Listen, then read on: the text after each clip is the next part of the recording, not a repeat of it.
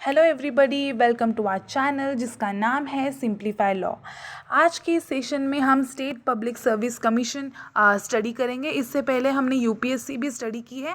अगर आपने वो वीडियो नहीं देखा है तो प्लीज़ चेक कीजिए। इस वीडियो के डिस्क्रिप्शन बॉक्स में आपको उस वीडियो की लिंक भी मिल जाएगी। तो देखिए, आज हम एसपीएससी के अंदर उसका कंपोजिशन स्टडी करेंगे, रिमूवल स्टडी करेंगे, उसके लिमिटेशंस, फंक्शंस, रोल्स, इंडिपेंडेंस, इन सभी चीज़ों को वन बाय वन स्टडी करेंगे। तो चलो शुरू करते हैं। सबसे पहले देखते हैं हम इसका इंट्रोडक्शन। तो देखिए, the state public service commission is the state recruiting agency. ठीक है, स्टेट पब्लिक सर्विस कमीशन ये क्या है? तो स्टेट रिक्रूटिंग एजेंसी है। स्टेट के लिए रिक्रूटमेंट होता है यहाँ पर। It is an independent constitutional body in the sense that it has been directly created by the constitution. Article 315 to 323 in Part 14 of the Constitution contain elaborate provisions regarding the composition, appointment, removal of members, along with the independence, powers and functions of the SPSC. तो ये सब चीज़ें article 315 से लेकर 323 in part 14 of the constitution में mention है। देखिए, अब हम कंपोजिशन देखते हैं। The SPSC, the state public service commission, consist of a chairman and other members appointed by the governor of the state. तो एसपीएससी में, स्टेट पब्लिक सर्विस कमीशन में चेयरमैन एंड अदर मेंबर्स की appointment कौन करता है? तो governor of a state करता है।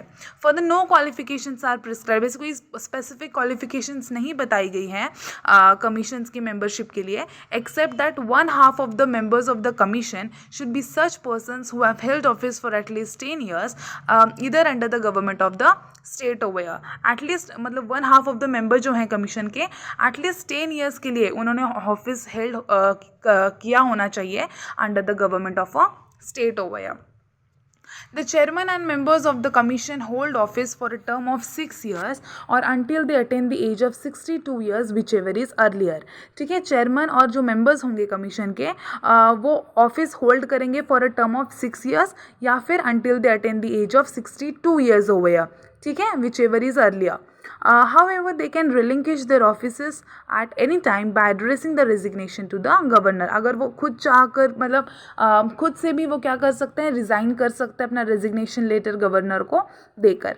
The governor can appoint one of the members of the SPSC as an acting chairman in the following 2 circumstances. मतलब governor SPSC के किसी भी एक मेंबर को एज एक्टिंग चेयरमैन भी अपॉइंट कर सकता है इन द फॉलोइंग 2 circumstances.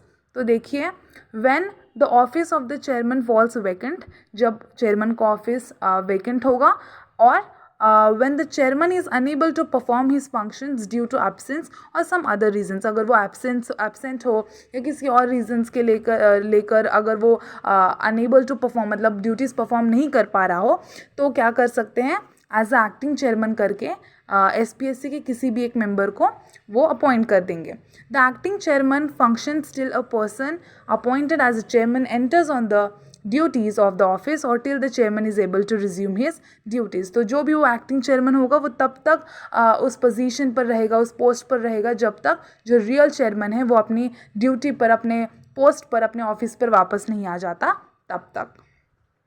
आगे देखते हैं, removal. President can remove the chairman or any other member of the State Public Service Commission from the office under the following circumstances if he is adjudged and insolvent. Insolvent का मतलब है bankrupt.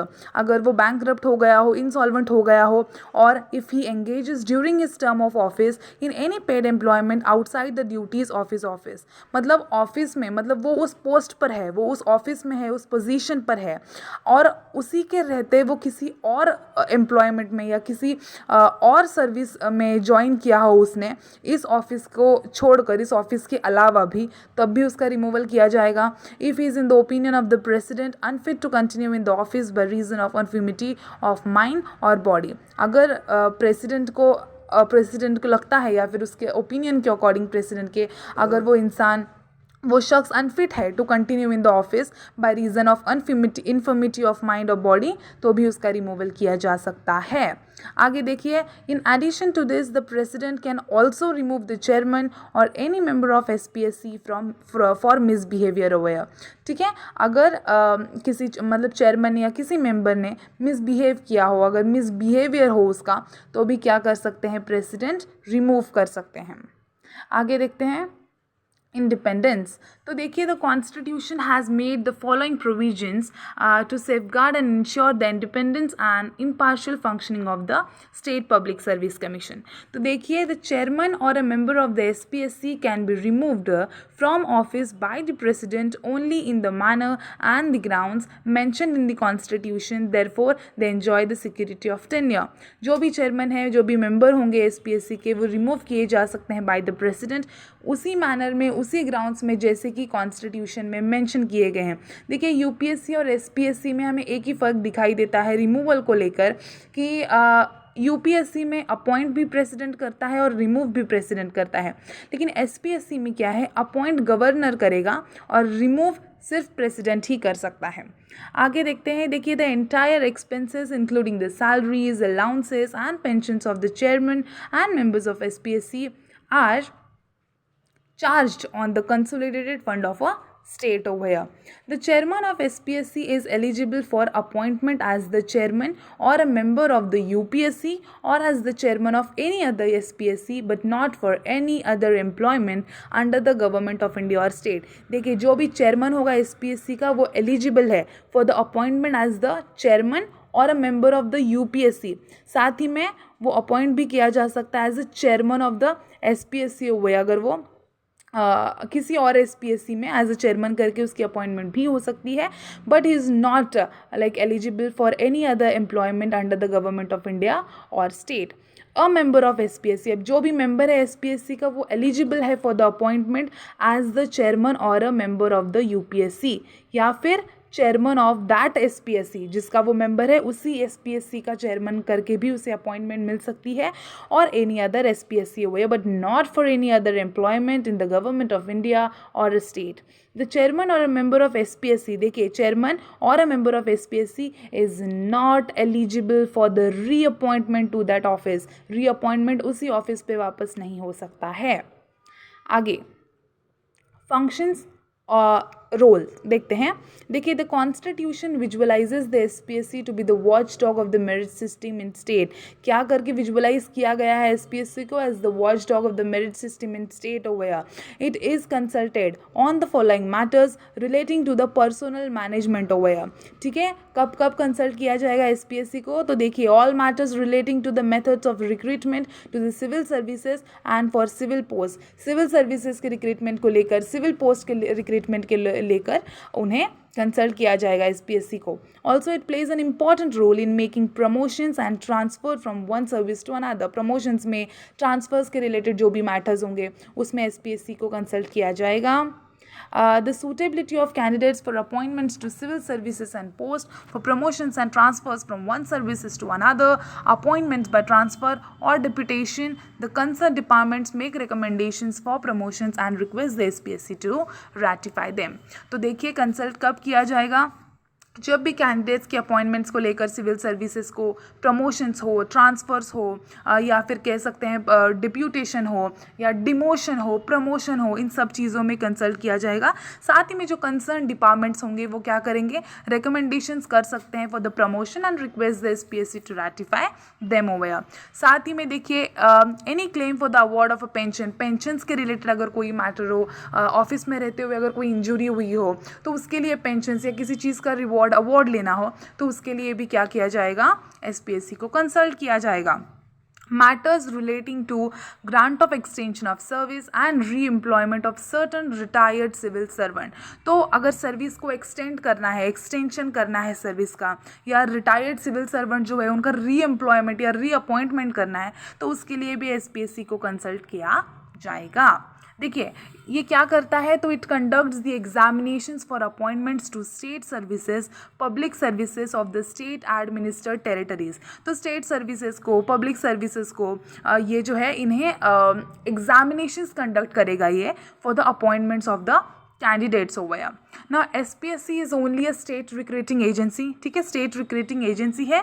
ये जो role है SPSC का ये सिर्फ limited ही नहीं है, बल्कि उसके जो कुछ भी रिकमेंडेशंस होंगे वो एडवाइजरी नेचर के ही होंगे और ये गवर्नमेंट पे बाइंडिंग नहीं होंगे। It is up to the state government, ये स्टेट गवर्नमेंट के ऊपर रहेगा कि आपको उनके रिकमेंडेशंस को एक्सेप्ट करना है या नहीं करना है। फाइनली जो SPSC है वो गवर्नर के द्वारा कंसल्ट किया जाएगा while framing the rules for appointments to judicial service of the state other than the post of the district judges over here. अब इन दिस रिगार्ड जो भी कंसर्न स्टेट हाई कोर्ट है उसे भी कंसल्ट किया जाता है। आगे देखते हैं लिमिटेशंस। देखिए the following matters are kept outside the functional restrictions of the SPSC, ठीक है। ये जो लिमिटेशंस हैं ये UPSC से काफ़ी सिमिलर है, सेम ही ये कहे तो चलेगा।